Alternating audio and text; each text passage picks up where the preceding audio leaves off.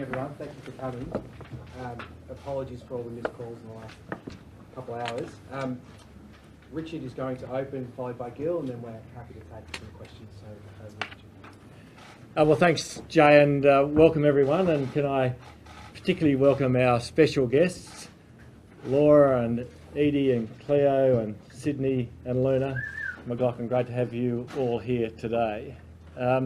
So, obviously a big announcement for the AFL.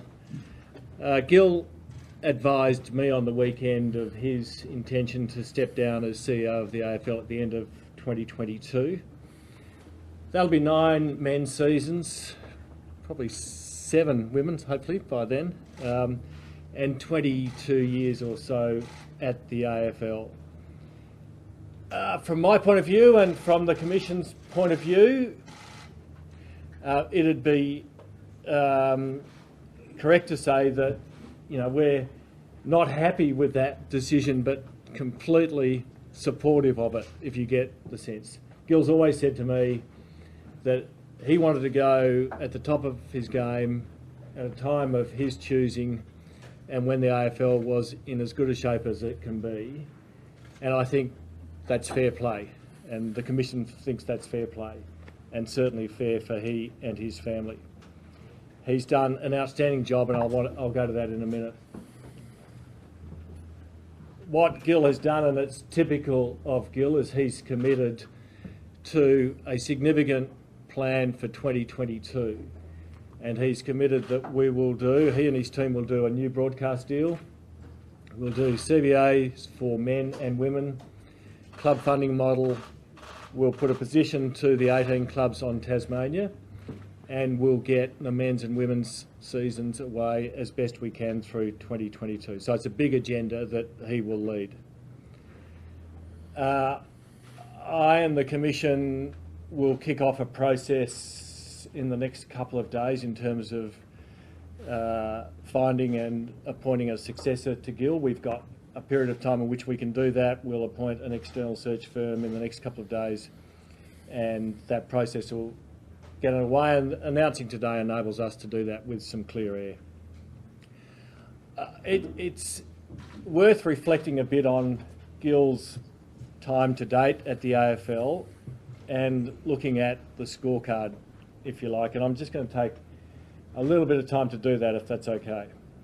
So there's, record numbers, and that matters in participation, membership, attendance, revenue, the broadcast deals, viewership, the growth in New South Wales and Queensland, girls and women in the game with, I think, 600,000 participants now.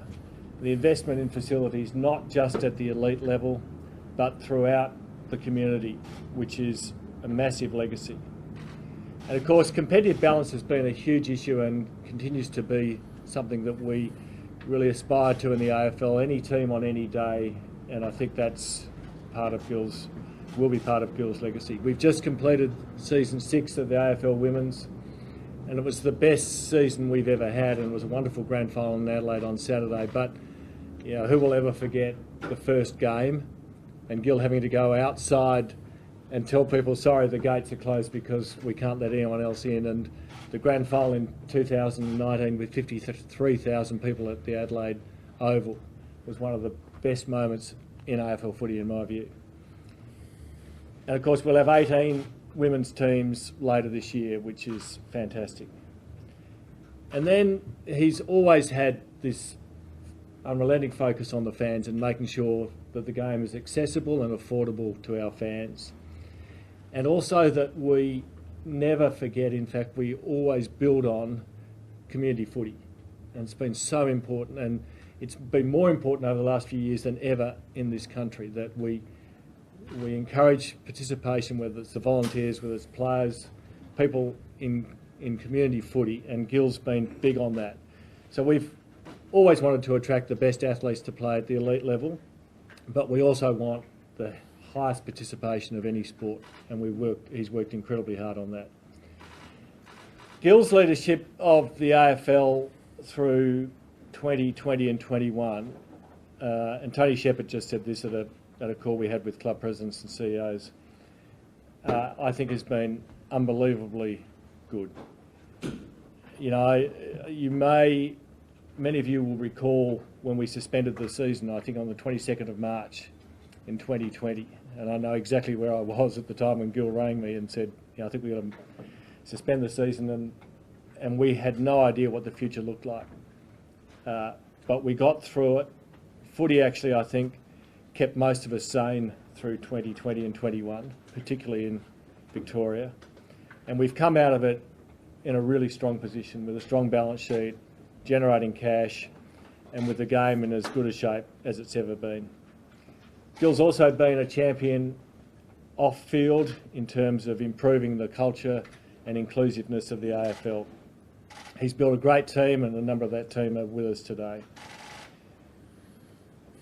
His focus and the team's focus through 2022 and the things we want to get done, broadcast deal, as I said, women's, CBA, Tasmania and club funding.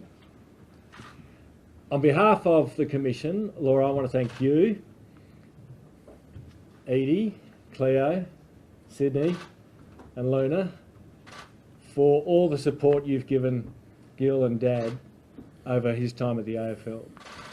You've been immense, you've been great people to be with, you've formed friendships with all of us. And so, again, on behalf of the whole AFL family, and particularly me and the Commission, thank you very, very much. Gil, I want to say on behalf of the Commission and the whole footy community, thank you. Thank you for your leadership, your personal strength in terms of values, integrity, openness, your drive, your passion, your empathy, your decision making and your intuition has been fantastic. You're one of the best people I've ever worked with, and you'll leave the game in much better shape on and off the field. Congratulations. Thank you very much. Over to you. Thanks, Richard, for those very generous words. Thank you, everyone, for coming. I only want to make a few comments. Firstly, I want to say that, as Richard discussed, you're all going to have to put up with me for the balance of the year. I'm not leaving today, and I think Richard's been really clear about the agenda that's in front of the team this year. But I think this timeline gives Richard and the Commission the right runway to work through the succession process, and allows us, me and the team, to work to the time to close out what we need to do to bring this thing to the sort of landing I'm planning on. Because the reality is there's the 4 or 5 huge things to get done still this year. I'd like to reiterate what I said when I accepted this role, that it's an honour and a privilege to serve this game. Best game in the world.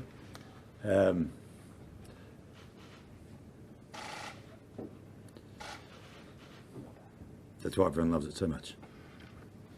The responsibility's never been lost on me. And I feel good that the game's in better shape now than when I took over, but the scoreboard for the others will be for others to judge. I'm leaving now because it feels right, right for the AFL, right for me, right for my family. It's clearly more complicated than that, but actually, in simple terms, it's not. It's the AFL's in incredible shape, and I say this, you know, I hope you take it the right way. It's in incredible shape on whatever metric you assess it. It's footy's back pumping with a clear plan for continued growth, and you know, I feel good about that. I feel it's the right time if we close out the stuff we need to do this year. I want to thank my 2 chairmen, Richard and Mike Fitzpatrick, and all the commissions I've worked for. I couldn't have hoped for 2 better people to work for and to learn from, and that they're both tremendous people. Have always had my back, and applies to their wives as well, Helen and Janine. I'm pleased that they're both all close personal friends, and it applies to so many of the commissioners and their partners, and I think Paul Bassett is actually here today as well, and their partners. I've been very lucky.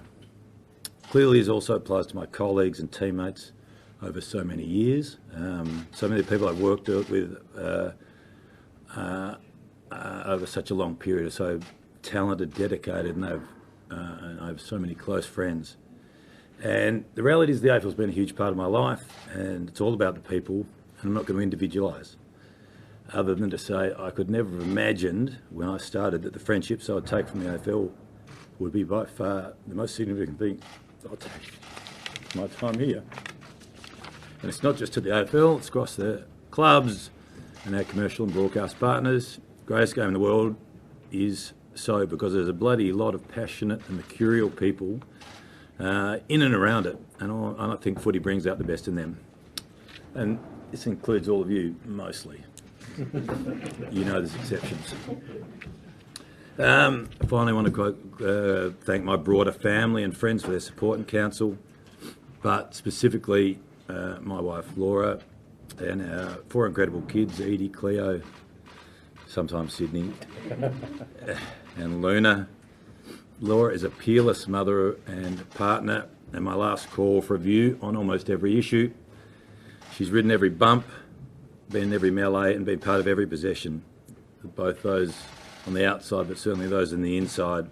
And after such a long time, I want to thank her and the kids for being so much a part of every bit of it, and for making my life and my time here so much richer. So thank you all. Happy to take questions. You've got your family in the front row.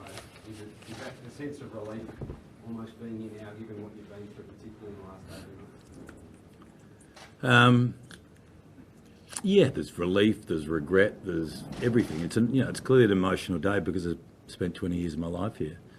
But, I feel very good about where the league is, and I feel good about the fact that, that's the right time. And I've got a plan with Richard and the Commission for this year. They can get done what they need to do. My team will do what we need to do, and clearly then I feel good that, my family are looking forward to a bit of a different world going forward as well, and that's clearly been part of the decision. Gillon, you said it feels right. What happened prior to the weekend? What triggered it to it be now?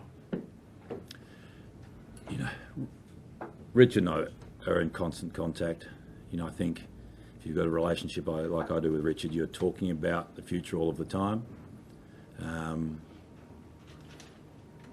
And coming out of COVID, as we had a line of sight, we're talking about, I think Richard said he was looking at a more longer term view, and I just felt that as people came back to the football, as we closed out the grand final of AFLW, Richard and I flew to Adelaide together and we had a chat, and I just said, I think this feels right, and we come out now. Hopefully it's not a distraction to the women's grand final or to the men's season. It just felt the right time then that they could get done what they need to do this year, because it might take 6 or 7 months or whatever it's going to take to find the right replacement, and I can get that stuff done, and also I can have conversations with others and look ahead a bit with my family and with others. So I said genuinely a month ago, Sam, one day, and it just felt right on the weekend. We had that conversation. We sat in the front of a plane and nutted it out, and that was about it. So it wasn't a phone call, it was seat 1A and 1B? It actually was. It was 1A and 1B. Cause 1C, actually. Did you expect this conversation to be coming for a while? Yeah, as Gil said, Sam, you need an open and trusting relationship, particularly Chair CEO. It wasn't a surprise. As you'd expect, I've looked to try and push it back a bit, but as I said, I said earlier, I think it's fair play. I think it's I totally get it from Gil and the family's point of view, and I'll do everything I can to work with Gil to make sure this is a really successful year for the AFL. But I'll also help Gil in terms of any counsel I can be in the next phase of his life as well. Gil, did COVID keep you in the position for a bit more longer than you may have anticipated? I don't know about the role, because I think you sort of, there's swings and roundabouts and highs and lows of this. What was clear that once that started, that I would never have felt comfortable leaving until everything I thought was in order. And, it was a tough couple of years. There was moments there that I probably could have, if it was an option, you would have. But it's a hypothetical I'm not avoiding. I just don't know.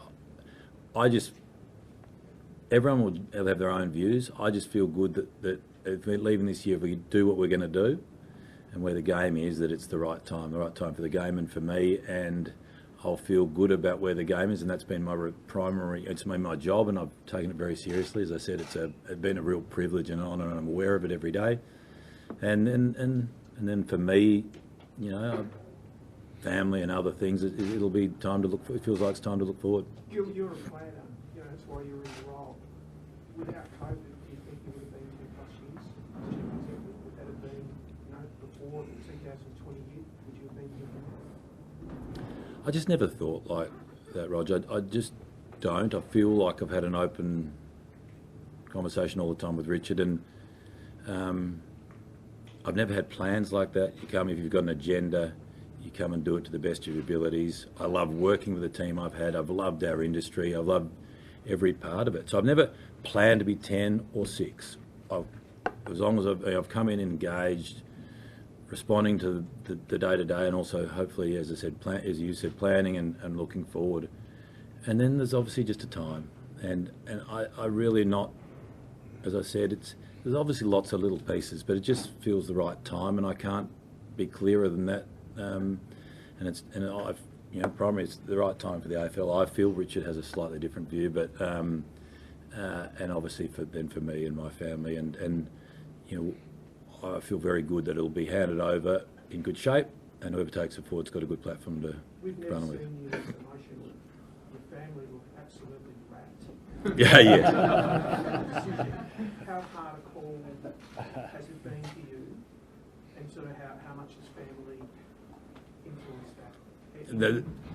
My wife would support me whatever I did every day of the week. So she clearly has views, but there's just no greater ally in the world than Laura, and so they are part of the decision making. There's no doubt about that. But this is my call, and it's clearly emotional because I'm leaving a big part of my life. But it's the right one. That when I stop reflecting on what I'm missing, I'll look forward, and I know it'll be another journey for us, which will be amazing. You're still young. Do you know what it is you want to go down the path of? No, and that's fun.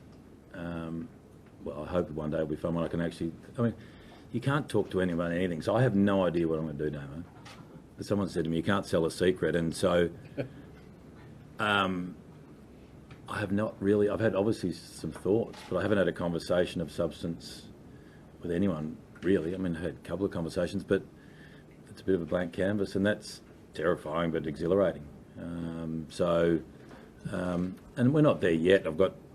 I think everyone hopefully knows that what I've said to Richard, we will do, and I don't feel that, as I said to the club presidents, with the club funding model, will be the last thing I do, so they can't, you know, give me too hard a time because they need the money. But obviously I'll then hopefully have some conversations along the way and shape what that looks like. But I don't know. Richard, you're invested in the organisation you're leading. What kind of CEO needs to replace you now? Internally, externally? Sorry, was that me? What kind of person does the AFL need now to replace you? That is not, Michael, a decision for me, and I'm not trying to be churlish about it. That Richard and the commission, it's their decision to make. What I do feel absolutely certain about, that whoever replaces me will be completely different, you know, and they'll have to bring their own style and be their own person, man or woman. And that was the only bit of advice. Whoever gets the role, just be your own self and be your own person, and you'll go okay. And that was advice given to me by Andrew Demetrio, and I've hopefully brought that to bear every day I've been here. When you reflect back on your time here, what's your proudest moment? I reckon that's for other people to talk to about what we've done. The pride for me, more broadly, is just I love this game. I love its impact. So, You went to promotion talking about how much you love the game. How has it felt for you to have your hands on the wheel of the game so much? well, you're aware of the responsibility because it means a lot to so many people. You're reminded of it every day. you know, you can't walk down a street or into a shop, or you can't cross the road. You can't, you know. So that it's.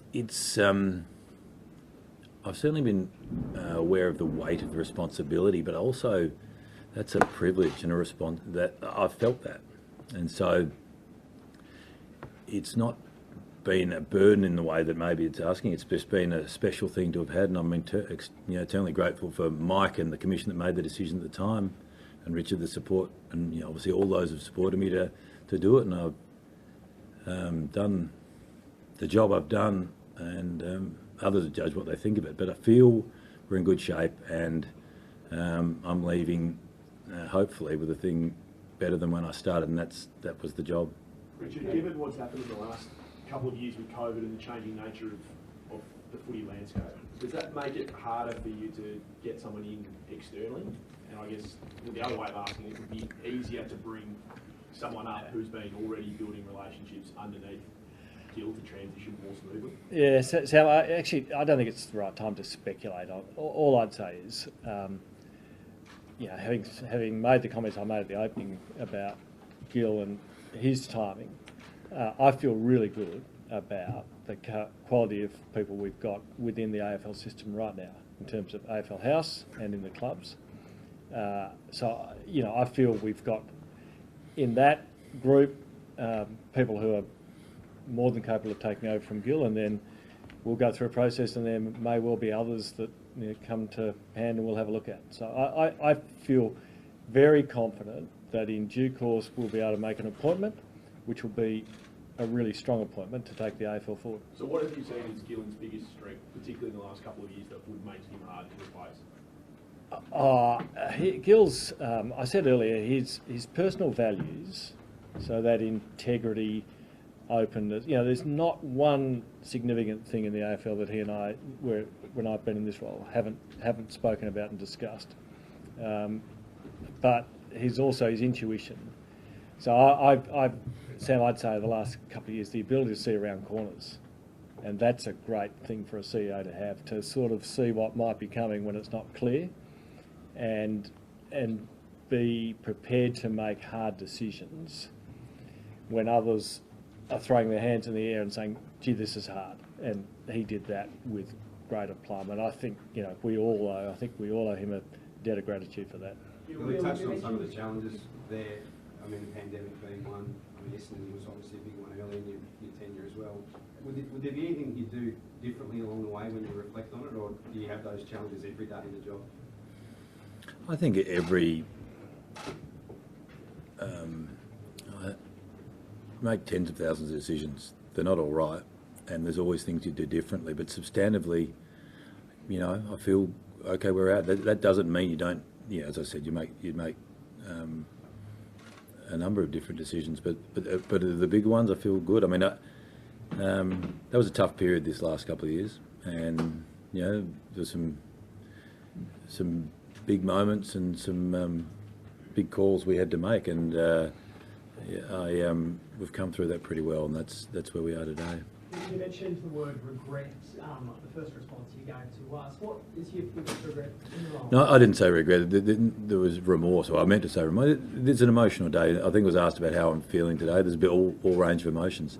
I don't have any regrets, so let's just be clear about it. There's no regrets about any part of the role. What I was maybe, you know, in an emotional saying was that there's a range of emotions today, and sort of some regret about what I meant to say was that, you know, that someone at some point you look back and go, well, that was an amazing journey, it's all done. That's what I was talking about, not any aspect of the decision making. As I said, I'm sure everyone would have things they'd do differently, but I don't have any part of this role I look back on with any regret. You mentioned a few big ticket items on the agenda for this year. Can you elaborate on those, particularly the women's CBA and also the licence with Tassie? Yeah. So it's just easier to be clearer. So quietly, we've been having discussions with broadcasters and others. We'll do a new broadcast deal this year. That's obviously huge. We'll have arrangements with our men and women players. We'll do new CBAs that will flow from that, and we'll contemplate that, and those discussions will be picked up in the coming days. there'll be a club funding model that will actually then contemplate all those arrangements, including hopefully have an interface with the men's and women's CBAs, and obviously Tasmania, and then the team will land the operational stuff this year. So that's the agenda that's Richard put in front of me, and we just decided to be explicit about that today because that's the job in front of us. Just on Tassie, have you had a dialogue with the new Premier down there? No, I haven't as yet. It's sort of been a big few days for him and for us. So that will happen. I've spoken to the outgoing Premier, Premier Gutman, who, I actually ended up with a close relationship with him and said well done, and he's very confident that nothing will change from the Tasmanians' mindset. What do you think the biggest challenge for the game would be once you depart from the incoming CEO?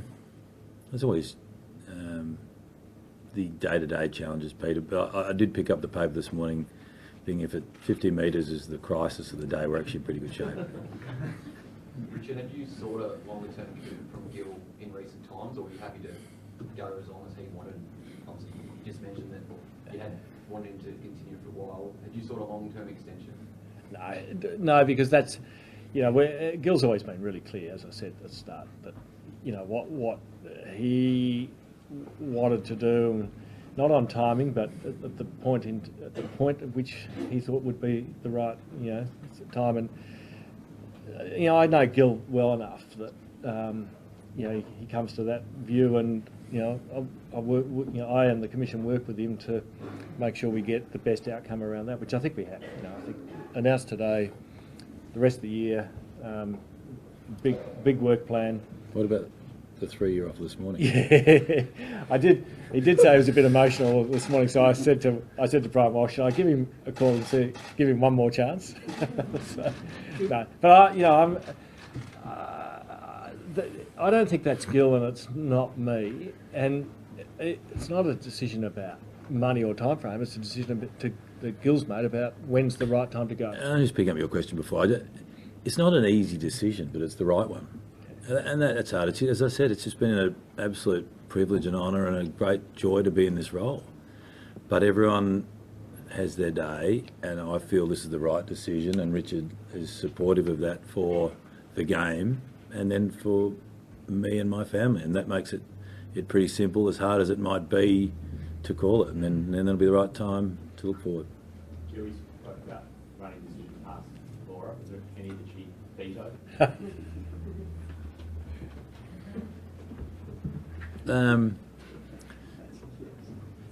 Probably. It's just been a partnership which I'm incredibly lucky to have, and that when you're about to do something, you can make have one last person to run it by whose judgment you respect more above all others. So there's certainly been plenty of no's. I just can't think of anything I want to tell you about at the moment. Following on from that, when you walk out of here for the last time, whenever it is later this year, what have you got planned, or more importantly, what have Laura and the kids got planned for you, do you reckon? More space than I'm probably going to want. There's I'm not going to get into all the indulgent part of that, Rog, other than to say it's a 7-day-a-week job, and I'm going to be able to not miss my son's basketball game, grand final on a Saturday, or his footy on on a Sunday afternoon. So there'll be lots in and around that, but it'll be more time. But it's also, you are who you are as well, and I'll probably feel that quicker than Laura would like. Can you get the Saints to a flag before you? They're going all right without me, Sam. Last couple of minutes, what would it mean for your leadership and your legacy, your leadership, if you were to have someone from within your team now, I guess, succeed you in your position?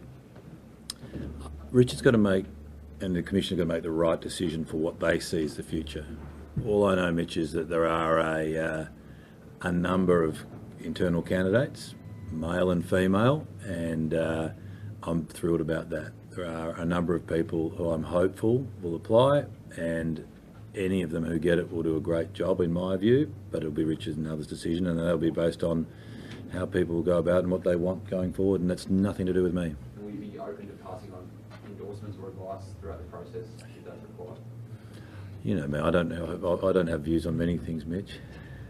Will you outsource some of that process, Richard?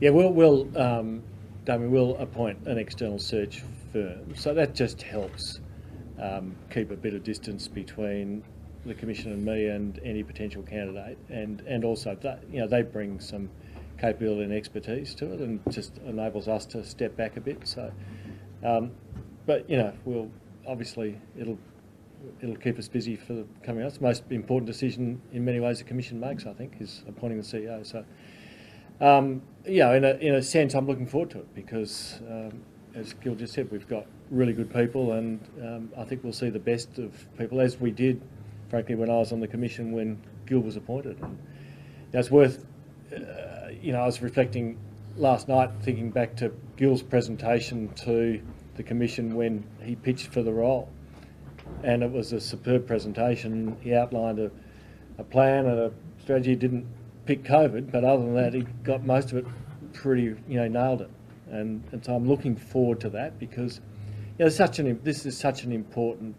The AFL's more than the game, as you know, and this is very important that we get it right, and so yeah, that'll be good.